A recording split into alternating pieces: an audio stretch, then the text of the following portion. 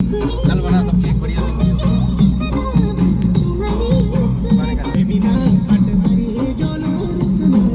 जय हिंद, जय भारत, जय भीम।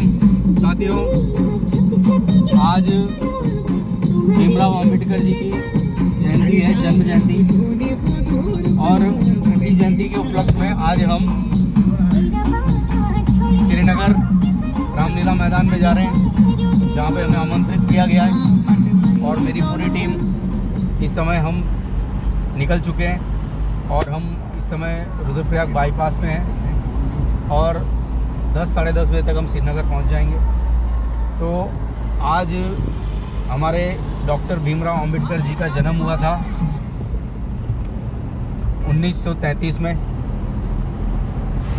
तो साथियों, आज के इस दिन को हम बड़े हर्ष उल्लास के साथ मनाते हैं और सभी देशवासियों को बड़े हर्ष उल्लास के साथ मनाना चाहिए डॉक्टर भीमराव अंबेडकर जी की ये जो जन्म जयंती है। और सभी भारतवासियों को ढेर सारी हार्दिक शुभकामनाएं एवं बधाई देता हूं, क्योंकि डॉक्टर भीमराव किसी एक समाज के नहीं थे, वो सभी समाज के मसीहा थे। खास करके उन्होंने महिलाओं के लिए, चाहे वो ब्राह्मण समाज हो, राजपूत समाज हो, चाहे दलित समाज हो, चाहे वो किसी भी वर्ग के हो, पर हमारे भारतवर्ष की जो महिलाएं हैं, आज़ादी से पहले उन्हें गुलाम माना जाता था, पाँव की जूती माना जाता था। परंतु डॉक्टर भीमराव अंबेडकर जी ने जो संविधान बनाया, उसमें भी उस संविधान में उन्होंने महिलाओं को हक दिया और तब जाके महिलाओं को आज़ादी मिली। नहीं तो महिलाएं 4 दीवारों के अंदर कैद रहती थी, चाहे वो ब्राह्मण समाज की महिलाएं हो, चाहे राजपूत समाज की महिला हो, चाहे और किसी भी समाज, चाहे अनुसूचित जाति की या किसी भी वर्ग की महिलाएं हैं, उनको गुलाम ही माना जाता था पहले के समय में, क्योंकि पुरुष प्रधान देश था भारत। पर आज के दौर में जब भीमराव अंबेडकर जी ने संविधान बनाया और संविधान में जो एक्ट मिले महिलाओं को, तो आज महिलाएं राष्ट्रपति तक बन रही। जैसे द्रौपदी मुर्मू जी आदिवासी समाज की महिला हैं, पर वो संविधान के तहत आज राष्ट्रपति बनी बैठी हैं। वैसे कई महिलाएं हैं कि हमारे यहाँ भारतवर्ष में मुख्यमंत्री बनी है, विधायिका बनी है, उसके बाद सांसद बनी है।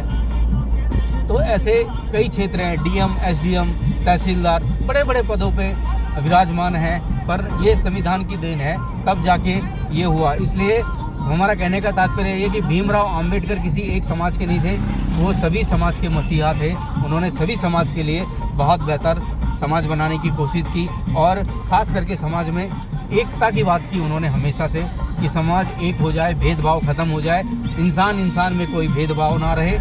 ये उनकी मंशा थी और बस उसी मिशन को हम भी लेके चले हैं। इसलिए हम आज श्रीनगर जो रामलीला मैदान है, वहाँ पे भव्य आयोजन रखा गया है डॉक्टर भीमराव अंबेडकर जी की जयंती के उपलक्ष्य में। तो मैं मेरी टीम के साथ, मेरे साथ मेरा अनुज अरुण कुमार उपस्थित हैं, फिर हमारा बेटा गोपी उपस्थित है और स्वयं कैमरामैन जो हमारे लक्की हैं, वो भी हमारा ही बेटा है। तो हम लोग इस समय श्रीनगर के लिए प्रस्थान कर चुके हैं।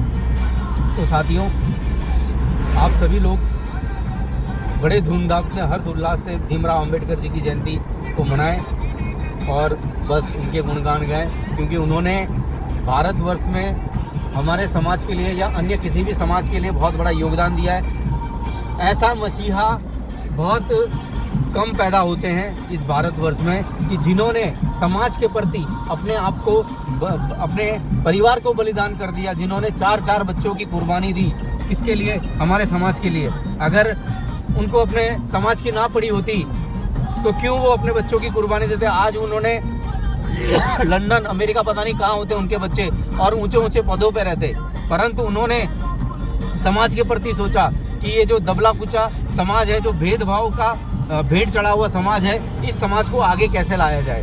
तो उन्होंने ये जो पहल की, तो इस पहल में उन्हें बहुत संघर्ष करना पड़ा और अपने 4 बच्चों की कुर्बानी देनी पड़ी और स्वयं अपनी पत्नी को भी वो सुख सुविधा नहीं दे पाए, क्योंकि वो उस समय लंदन और अमेरिका जैसी बड़ी बड़ी यूनिवर्सिटियों में वो पढ़ाई करते थे, इसलिए वो अपने परिवार पे ध्यान नहीं दे पाए।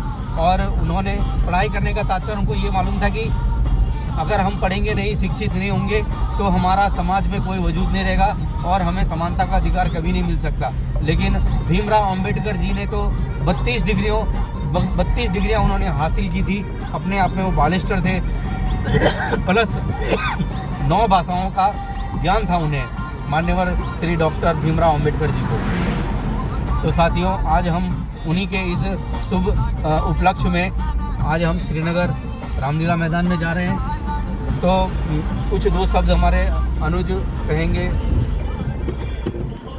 आप सभी को जोर से आप सभी को आज इस शुभ अवसर की ढेर सारी शुभकामनाएं। जैसा कि अभी बड़े भाई टी.के. रुद्याल जी ने बताया कि अपने सपनों में कि जो भीमराव अंबेडकर जी थे वो अपने आप में एक बहुत बड़ी खुशियाँ थी, जिन्होंने हमारे लिए संविधान बनाया और जिसके बलबूते आज हम इस खुली हवा में आसानी से सांस ले पा रहे हैं। तो आज उसी के उपलक्ष्य में हम श्रीनगर श्रीनगर गढ़वाल जा रहे हैं उनकी जयंती में। तो धन्यवाद।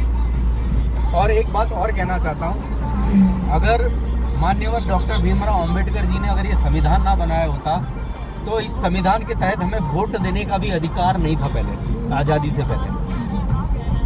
जब माननीय डॉक्टर भीमराव अंबेडकर जी ने संविधान बनाया तो उस संविधान के तहत हमें अनुसूचित जाति के लोगों को वोट देने का अधिकार भी दिया।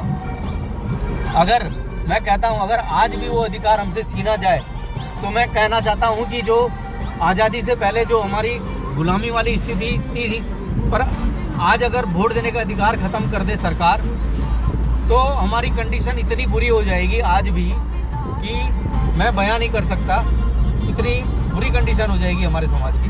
परंतु धन्य है भीमराव अंबेडकर जी कि जिन्होंने हमें वोट देने का अधिकार दिया, अपना नेता चुनने का अधिकार दिया। हम विकास पुरुषों को चुन सकते हैं, परंतु आज खैर बड़े ही विडंबना के साथ कहना पड़ता है कि आज उत्तराखंड में दलितों की स्थिति सेम वैसी है जैसे पहले थी। आज भी भेदभाव के शिकार चढ़े हुए हैं दलित। आपको मैं अभी की जो 3-4 घटनाएं हुई हैं वो मैं आपको इस वीडियो के माध्यम से अवगत कराना चाहता हूं साथियों, कि एक घटना जो अभी कराली में हुई, जिस परिवार के साथ बहुत ज़्यादा जघन्य अपराध और अन्याय हुआ, वो सिर्फ अनुसूचित जाति के थे और ढोल बजाने वाले थे और बस ढोल बजा के वो अपने घर से उनके घर से अपने घर आ रहे थे। उसी बीच उनके साथ कुछ कहासुनी होती है और सीधा उन्हें मौत के घाट पर उतार दिया जाता है। अभी तक वो जो केस है अज्ञात शख्सों के नाम पे केस बना हुआ है, पर किसी की भी अभी तक धरपकड़ नहीं हुई। कम से कम 2.5 महीने हो चुके हैं। तो ये कितनी बड़ी विडंबना है इस भारतवर्ष में कि जबकि संविधान भी बना हुआ है, सब कुछ है, परंतु आज भी वो गुनहगार नहीं पकड़े गए। सेम वैसी ही घटना अभी हमारे नगरासू में हुई है, जहाँ पे अनुसूचित जाति की ज़मीन को जनरल वालों ने ज़बरदस्ती कब्जा किया और उस पर मकान बना रहे थे। तो जब अनुसूचित जाति के लोगों ने उसका विरोध किया कि हमारी ज़मीन पर मकान क्यों बना रहे हो, तो उन लोगों ने बुरी तरीके से डंडे से पीटा, उस महिला का सिर फाड़ा और लोही लुहान किया।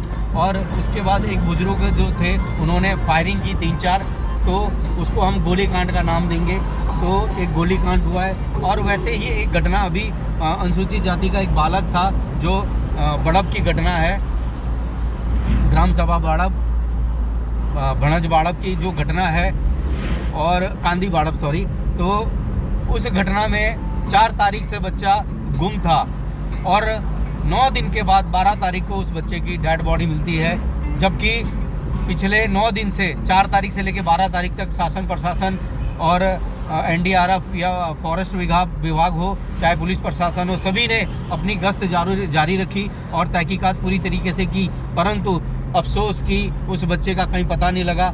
और 9 दिन के बाद वो बच्चा अपने ही गांव से 1.5 किलोमीटर ऊपर जंगली झाड़ियों में, जंगल में मिला उसकी डेड बॉडी। तो ये बड़ी सोचने का विषय है, आखिर क्या हो रहा है हमारे समाज के साथ। अगर इंसान में ये भेदभाव हो रहा है तो बहुत गलत है, क्योंकि जिस भगवान को हम मानते हैं, चाहे केदार हो, चाहे बद्री हो, गंगोत्री, यमुनोत्री, चारों धाम उत्तराखंड में फेमस है। देवलोक की भूमि कहा जाता है उत्तराखंड को, परंतु यहाँ किस तरीके के इंसान रहते हैं कि जिनके दिलों में रहम नहीं है और जलन की भावना है एक दूसरे के प्रति, और अनुसूचित जाति के लोगों को मौत के घाट उतार दिया जाता है। ये आखिर बहुत बड़ा विषय है और इस पे सोचने की बात होगी कि इंसान इंसान में भेदभाव क्यों हो रहा है। हम हमेशा ये बात मैं कहना चाहता हूँ कि आप भी इंसान, मैं भी इंसान, कहाँ लिखा है कोई छोटा कोई बड़ा, परंतु ये मनगढ़ंत कहानियों से ये जो ऊंच नीच का जो भेदभाव मनुवादी विचारधारा से जो बनाया गया है हमारे समाज में, ये बहुत गलत है और आज भी लोग उसके शिकार हो रहे हैं और आज भी अनुसूचित जाति के लोगों के साथ बहुत ज़्यादा जाति हो रही है। तो मैं कहना चाहता हूँ कि इस तरह का भेदभाव ना करें, सभी लोग प्यार प्रेम से रहें, इंसान इंसान में भेदभाव ना करें बस। और इसी उपलक्ष्य में आज हम श्रीनगर डॉक्टर भीमराव अंबेडकर जी की जयंती के लिए प्रस्थान कर चुके हैं। अब वहाँ जाके साथियों नेक्स्ट वीडियो बताएंगे। तब तक के लिए जय भीम, जय भारत, जय संविधान।